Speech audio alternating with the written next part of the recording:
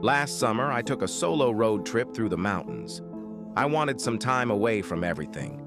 Just me, my thoughts, and the open road.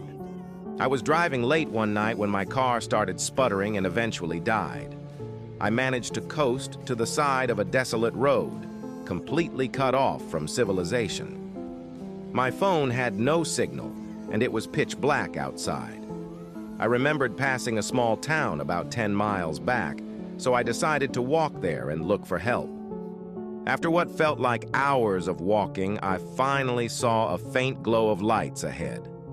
As I got closer, I realized it wasn't a town, but a single house. It was an old, run-down farmhouse, but at that point, I didn't care. I just needed a phone. I knocked on the door, and after a moment, a middle-aged woman answered. She looked startled to see me, but eventually invited me in. The inside of the house was even more decrepit than the outside. The wallpaper was peeling, and the furniture looked like it hadn't been touched in decades. She offered me some water and let me use her phone. I called a tow truck, and they said they'd be there in about an hour. While I waited, I made small talk with the woman.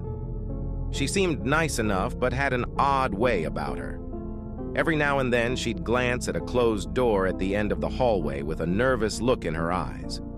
I asked her if she lived alone, and she hesitated before saying yes. About half an hour later, I heard faint shuffling noises coming from behind that door. I asked her if she was sure she was alone. She laughed nervously and assured me it was just the house settling, but her eyes told a different story. Follow for part 2.